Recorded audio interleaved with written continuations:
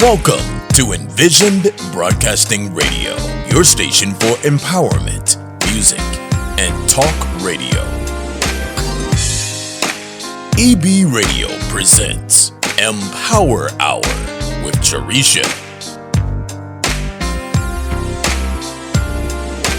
A show that shares the stories behind the journeys of leaders, influencers, and motivators.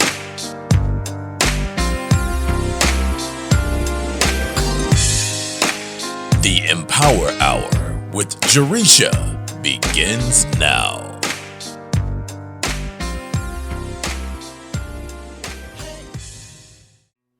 Ever wonder if you're heading in the right direction? Asking for guidance isn't something to be afraid of.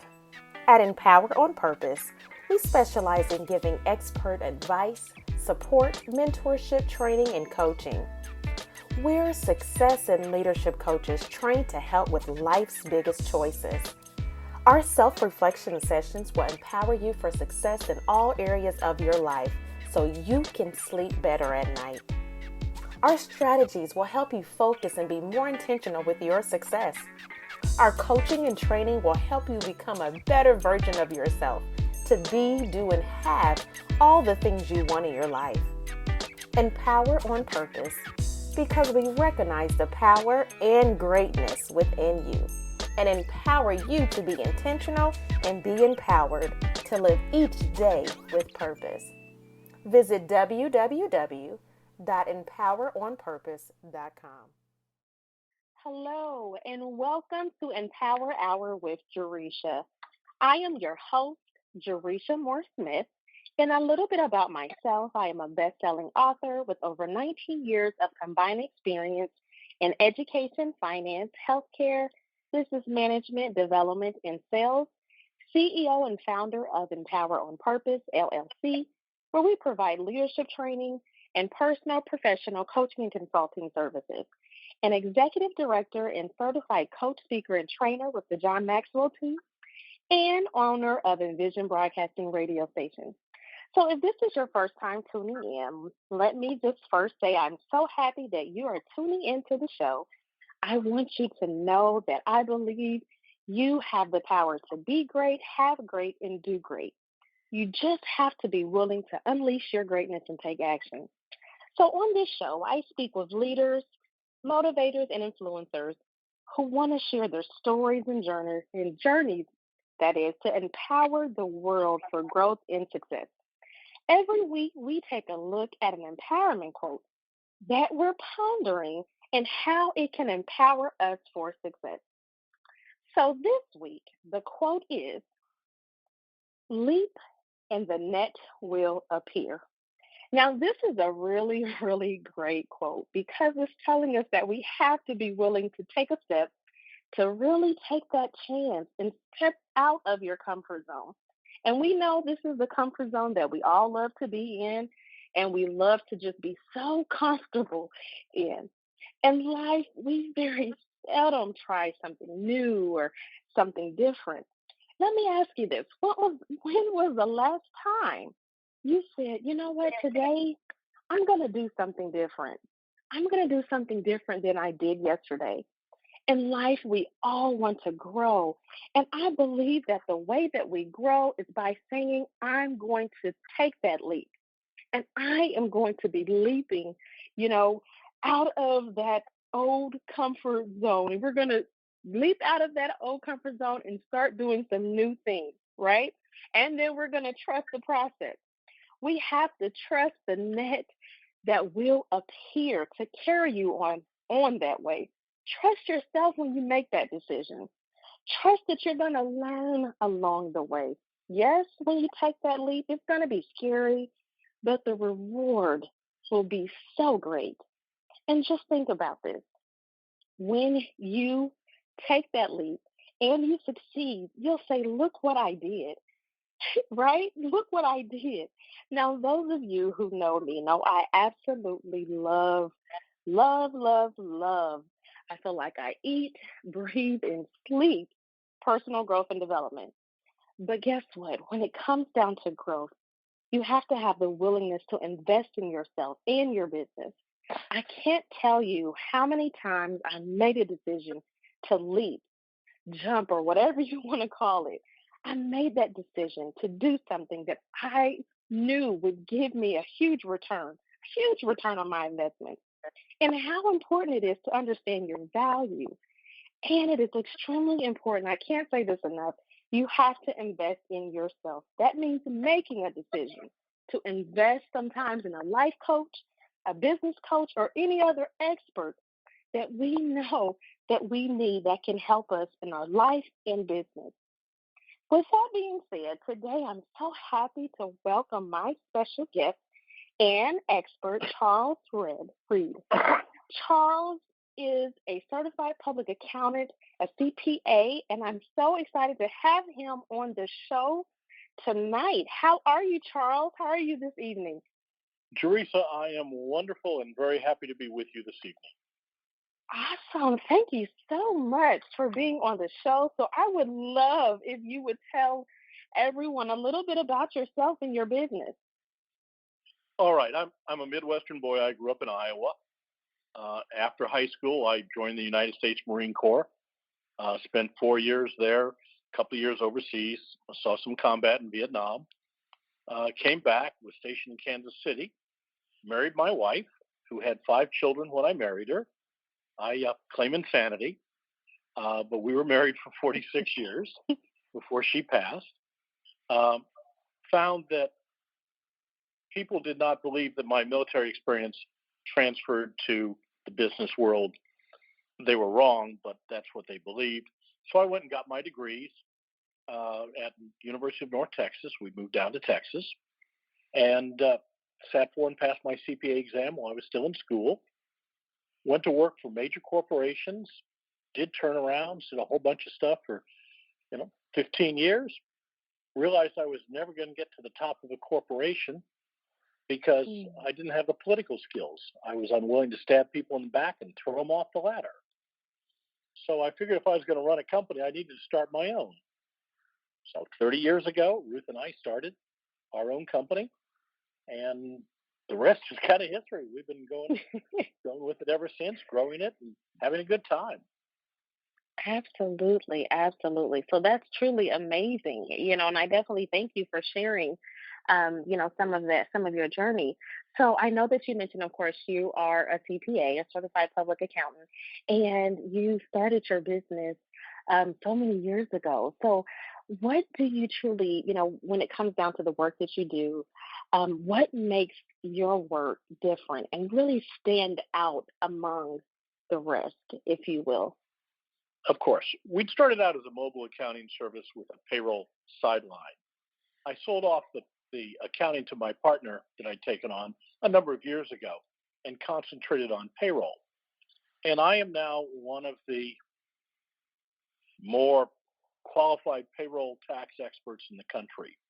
Not only am I an MBA CPA, I'm also a U.S. tax court practitioner, which allows me, this is something I got a few years ago because I continue to grow and take risks, as you were talking about earlier, and went and took my test in D.C., and I have a bar card with the U.S. tax court. Though I'm not an attorney, I can represent clients in tax court, and I have a stellar record there. So that's a thing we can do for our clients. But I am a compliance expert. We do payroll, and we do a very good job at it. And a lot of our competitors do a good job at payroll. Where their problem comes in is when there's a compliance problem. IRS makes millions of mistakes every year. In fiscal 18, they issued $13 billion of employment tax penalties. $13 billion. Wow. Now, over half of that got abated by people like me who know how to do it, because the IRS is 100,000 people. They're understaffed, really, even though they're 100,000, underfunded. They don't have enough training. They're dealing with equipment that goes back to the 1960s in some cases. 40% of them are eligible for retirement in the next 2 years. There's real problems there, and the Congress has not budgeted them the money they think they need to be able to solve them. So there's real problems, and it rolls down to our clients. Because, and you may not realize this, but 70% of all revenue for the U.S. federal government flows through payroll. 70%. So a lot of the concentration of the IRS is on payroll and payroll taxes and withholding and so on and so forth. So we're compliance experts. We're like insurance for your house or your car. You may never need us, but when something happens with the IRS or the state or your local agency, or you screw up or they screw up or things just happen, how do you solve it? That's what we do. We're experts at that. Absolutely. I was going to say, you reach out to, your company so that, so that those problems can be solved. Wow. That's absolutely amazing. And so, with it, we're very much in the midst of tax season, and I'm sure there's so many different business owners out there listening, or entrepreneurs. What would you say is a common mistake that you see, as far as common tax mistake that you see with these business owners? 70%, according to the U.S. Labor Department, of all U.S. businesses misclassify workers, either as employees versus independent contractors, or as subject to overtime or not subject to overtime. There's a lot of rules and there's a lot of things that go into making that decision, whether they should be, how they should be classified. But that is made wrong constantly by people who think, well, I'll just pay them as independent contractors. You don't get to make the choice as a business owner. There are rules and regulations that control that. Well, I'm going to pay them salary. I'm not going to pay them overtime. That, again, is not your choice. It is defined by law, and you have to follow that. And if you don't, I have seen companies be put out of business because of that. Because when the IRS comes in or the state comes in and audits, and then wants all the money that you should have collected and paid in, plus penalties, plus interest, and there is no statute of limitations. So they can go back to day one, and they'll do it. And so if you misclassify your people, that's a very, very, very common mistake. The next one is not paying payroll, just paying them all under the table. That's felony tax fraud. Wow. That one wow. To jail. Wow. Yes. This is good. This is good. Absolutely. My goodness. Because I know that, the listeners, there's so many, it's like you don't know what you don't know, and I think that's, like I mentioned, earlier in the show, that's why we have experts. As a business owner, you don't have to know everything. If you don't know something, it's always important to ask an expert, reach out to someone that can provide that information. And the information that you shared tonight so far is really, truly good insight for all of us to know. So then when it comes down to, let's, for a moment, when you think of that new entrepreneur, that new, business owner that is looking to, launch and start that new business, what is one piece of that accounting, I guess, advice you would give to them who was looking to start their own business, or, maybe not even have a business yet? Well, that's exactly the person I wrote my newest book for. I wrote the payroll book. It was published by Wiley late last year. It's at Amazon and Barnes & Nobles and so on. And it goes through things like entity selection, what different entities do for you in regards to payroll and workers and taxes, what taxes you have to pay, who's an employee, who's not, all that classification stuff, how to abate penalties, how to avoid penalties, how to pay people, how to calculate the payroll, what's workers' comp, what's a PEO, What's an employee handbook? What's S-cheat? All these things, it's 30 years of experience rolled into 95,000 words. And we wrote it because there was nothing like that in the marketplace at a reasonable price. The only equivalent thing was from the American Payroll Association, and it's $600. Well, small businesses aren't going to spend $600 on a book. They can't afford to. I know. I've been there. Exactly. Yes. I spent 2 years writing this to make it available, and it's the payroll book, A Guide for Small Business and Startups. That's its title. So awesome. I recommend that new startups, entrepreneurs, people who want to start a business, pick up a copy. And in fact, what I'll do for your listeners is if they will go on to thepayrollbook.com and in discount code enter podcast, we'll send them a free copy. Awesome. Yes. Let's repeat that again so that the listeners can listen and take note. Please share it again, please. Thepayrollbook.com is the website, and in the discount code, enter podcast. Yes. And we will send you a free book. No shipping and handling, no nothing. Just a free book. Because we wrote this for the small businessman, the entrepreneur. We want to share it. Mm-hmm. Now, if they want to buy a copy on Amazon, by all means. And if they like the book, please put a nice review on Amazon for me.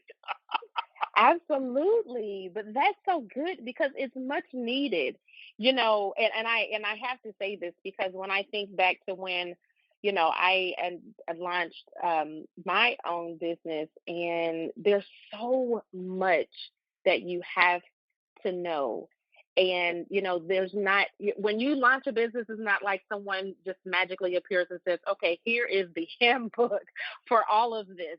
There's no one that's going to do that. So that's really amazing that, you have taken that, you took that initiative to say, you know what, this is not something that I see that's out.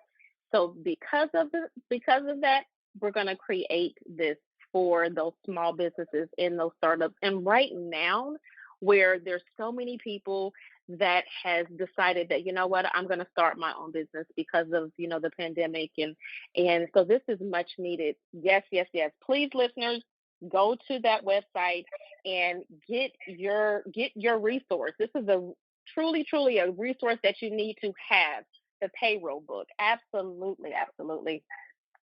That is absolutely amazing. Yes, yes, yes. So I know you've written some other books as well. So could you share more about some of the other books that you have written as well with us?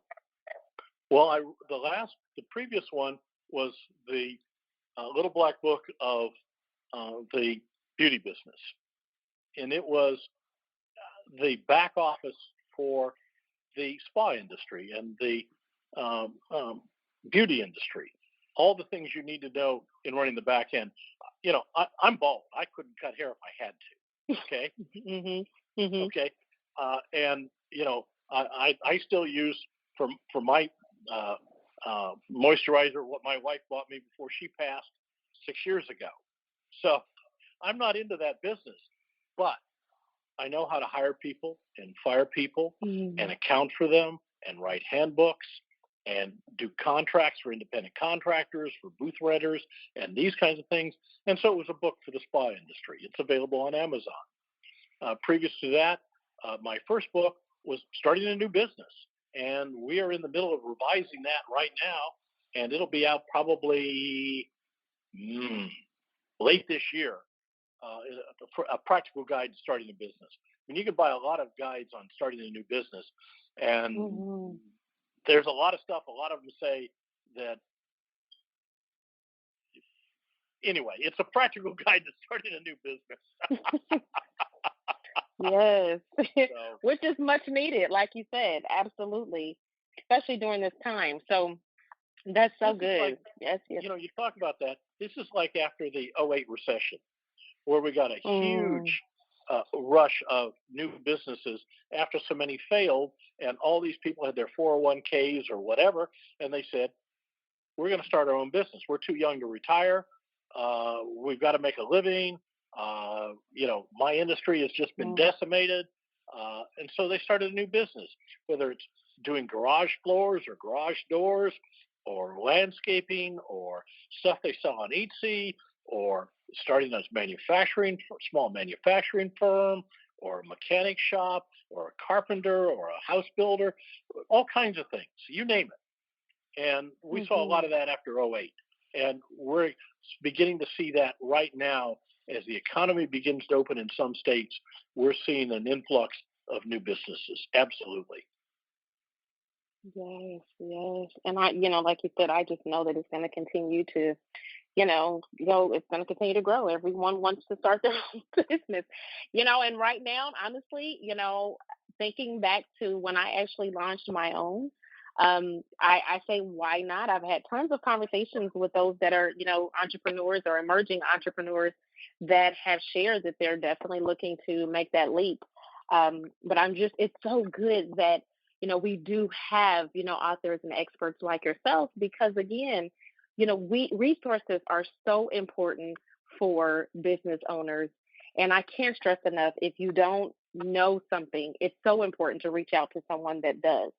Also, when you think about, with starting and launching your business, most of us, would have gotten some kind of inspiration or, from someone either within our business or someone within, our circle, or within our network. So who would you say has inspired you the most in your own business? Probably the worst boss I ever had. He was, I'm not a big fan of American business management. A lot of it's relatively terrible. And he was a real example of really, really poor management. About once a year, he'd drag us all outside and point out that it was his name on the building, and if we didn't like that, we didn't need to come back in. And similar things. Wow. So I wasn't going to be like that. I wasn't going to be. You can insert the words you want. Right. I wasn't going to be like him. And so this is radio. We can't use some of those words. And I'm an old Marine, so I know them all. So he really made me want to manage well, to have people who wanted to work for me, who I wanted to work with, who wanted to do the mission, who wanted to accomplish things, who wanted to take care of clients, who wanted to provide service, who liked to work together, who did things to advance themselves and the business. Because we don't work for our health, though it's healthy. We work to make money and to grow and to expand and to succeed and to accomplish the things we want for ourselves and our families. I knew that. That particular boss was born to money and didn't understand that. He didn't understand that, we're striving to put money on the food on the table for our families. I don't forget that when I deal with my employees. It's so important. Your employees are your most valuable asset, and to treat them poorly is just stupid. And karma can be a real kick. So shortly after I left, and it wasn't because I left, it was because of other things he did, his sales staff left, and he was bankrupt 2 months later. So he treated his employees terribly, and he got ruined because of it. I'm not going to let that happen. My employees are too valuable to me, and that's how I make a nice living, because I have great employees, and I train them. I spend money on training. We have facilities. They all have computers they can take home. They're now working from home part of the time after COVID made it all work, and we got into new phone systems. So, he inspired me to be a good manager. And probably as far as starting a business, I grew up in one. My father had his own business. And so being an independent businessman seemed to make, well, it was natural to me. And then my mother worked with it. So working with your wife to me was, ordinary and reasonable. It's not, but it seemed that way to me growing up. And so Ruth and I went into business together, and it was an eye opener for both of us. Yes, absolutely. That's so good. That's so good. And, I think that and I'm sure most, if we were to, if we were actually in an audience and asked them to raise their hand and share who has had that boss that, has not been the best leader, I'm sure everyone could probably, raise their hands. I think it's so important because when you think about, you know, managing and leading, people, it's all about people. It's all about people and how you're going to treat those. And truly, I know, as being a part of the John Maxwell team, and also with having my own employees, that you have to be able to really invest in them and empower them and mentor them and really be the best leader. And when you don't have that, it's one of those things that, I think that karma may play into that a little bit with that story that you shared. But you think about the countless people that leave, and it's that saying that says that people quit people, not companies. Right. I truly believe that to the fullest. Absolutely. And turnover is so expensive, not only in terms of just money, but in terms of lost institutional knowledge. When you've got somebody that's been in a job for 4, 5, 6 years and has learned it and grown into that job and maybe have created part of it, and for them to leave and to replace them, it's going to take you years to get that level of skill back in a new person. So it's extraordinarily expensive and counterproductive. I have several people that are relatively new in new jobs, but in my existing jobs, I think my newest person has been with me 6 years, and I have people that have been with me more than 20. In the 30 years I've been in business, 2 of my employees have been with me more than 20 years. Wow. So we keep them around. We like that. Exactly. Hmm. And they want to be around. That's the thing, because they've been there, so as long as they have. So that's so good. That's good. So we know that when it comes down to life and businesses, we have those successes and those wins, but we also have those failures that teach us those really, really important lessons. Can you share with us a lesson that maybe you've learned from being able to fail forward? Well, a few years ago, I got the bright idea of putting payroll fully on the phone. I mean, I'm walking around with a very, very high-powered computer in my hand, right? That's, a smartphone. That's a very powerful computer that just happens to have a telephone app on it. It's what you really have. You don't have a telephone. You have a computer that has a phone app. Okay? So I talked to my software people, and they told me that they had an adequate API to make it work. I went out and hired a developer, and we spent a year and 6 figures in money, and the API wasn't adequate, and the whole thing failed. Just in the last few weeks, ADP has come out with a similar product that we would have had out 3 years ago. Had the people that provide the particular programming had a real API. So we failed on that one. It was a very expensive failure, and it taught me to investigate better next time, for darn sure. So it was just one of those things, and it was a very expensive failure. It's a great idea, and I still think it is. And ADP does too, my biggest competitor. So,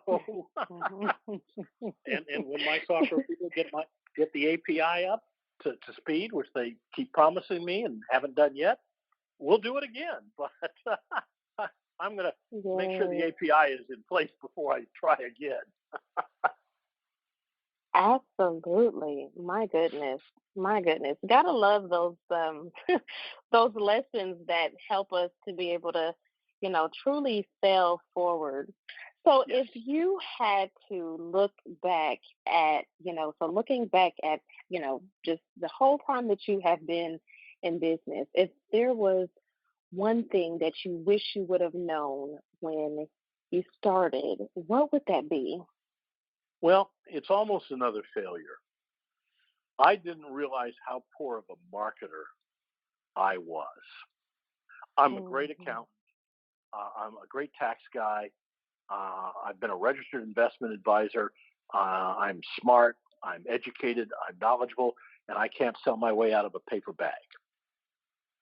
Now, I'm enthusiastic about my firm, and when I talk to people, that comes through, and sometimes it sells an account.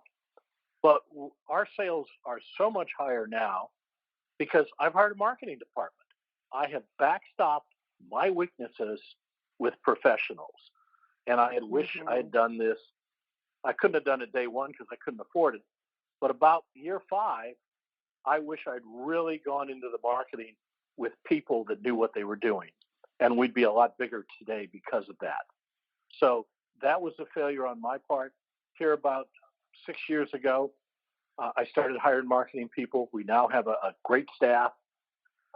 We've got my marketing manager, a sales guy, and a videographer who does all of our commercials and blogs and uh, videos and educational videos and Hmm. everything else.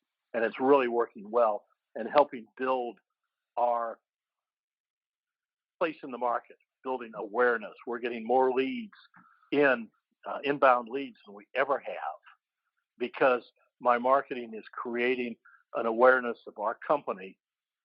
It's our company, not mine, our company in the marketplace. Hmm. It's something I Hmm. should have realized my inabilities, but I was kind of blind to them. We don't know what we don't know. And That's I know right. better now. I've learned. That's right. I did not pay enough attention. I was busy running the business. And this is Michael Gerber, who's a favorite author of mine, the E-Myth Revisited. Taught me this Hmm. is you've got to work on your business, not in your business.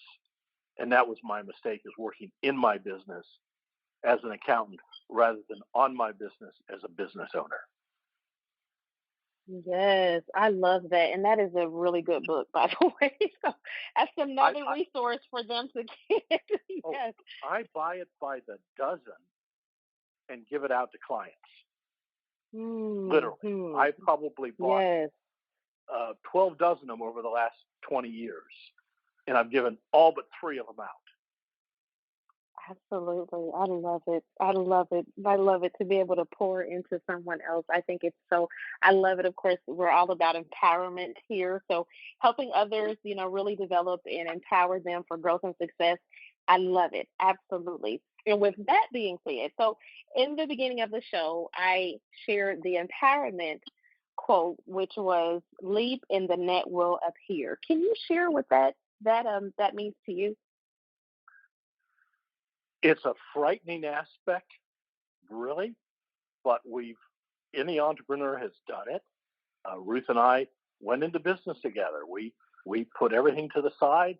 I forewent the major corporate checks, and we took what little we had, and we started in business. And if that's not taking the leap, I don't know what is. Every entrepreneur out there, uh, you know, has done it with me.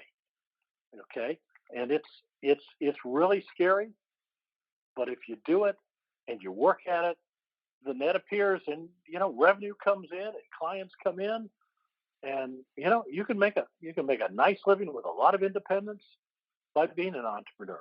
It's scarier and all get out to start. It is. So yeah, Yes, it is. uh, I've made that leap, and it's to me, what you say and the quote is great, but I think you almost need to add, yeah, the net will appear, but man, you'll be scared until it does. Right. That is so true. Yes, you will be scared until it does. I love it. Yes, that is so true. Yeah, we need to absolutely change that and add that piece to that. And all those that are entrepreneurs out there can definitely identify with that and how scary it is.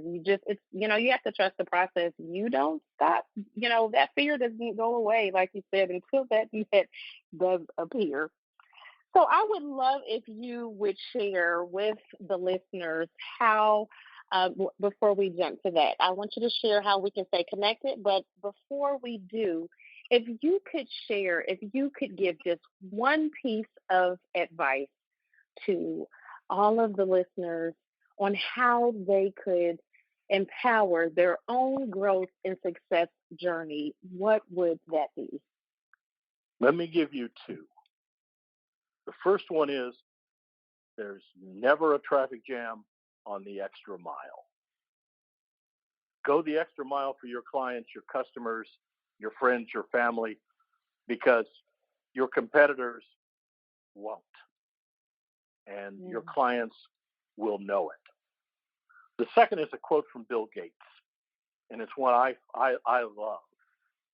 And that is, people will overestimate what they can accomplish in a year and underestimate what they can accomplish in a decade.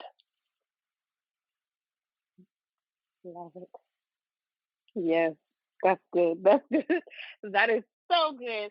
And with that being said, Charles, I just want to say thank you so much for sharing your story and journey. Please, please tell everyone how they can stay connected with you and support your efforts. It's getpayroll.com. Sign up for our newsletter. We'll gladly send you emails once a week. It won't be sales emails. It'll be content emails. It'll be interesting stuff. It'll be payroll related, okay, but it's interesting if you have people or you're thinking of hiring people. So getpayroll.com. The book is available at thepayrollbook.com. My personal email is CJR. That's Charles J. Reed at getpayroll.com. Perfect. Awesome. Again, thank you so much. This has been amazing. You have shared some truly, truly amazing nuggets and so many great resources that we definitely, as business owners, entrepreneurs, need to go out and get today. Absolutely. So listeners, if you are interested in starting your own show or being a guest on the show to share your amazing story and journey to equip, empower, and encourage others for growth and success, please email envisionb@empoweronpurpose.com. Please tune in next Wednesday where you will hear an amazing story from another leader, influencer, and motivator. Until next time, stay safe and be blessed.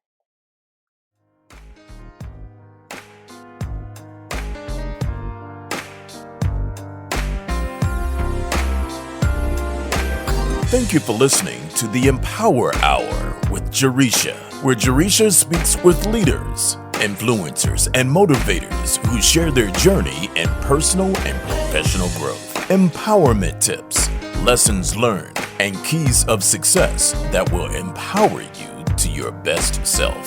Follow Jaresha on Facebook, Instagram, and Twitter at Jaresha Moore, and visit www.empoweronpurpose.com. Remember to be intentional and be empowered, and have a great day on purpose.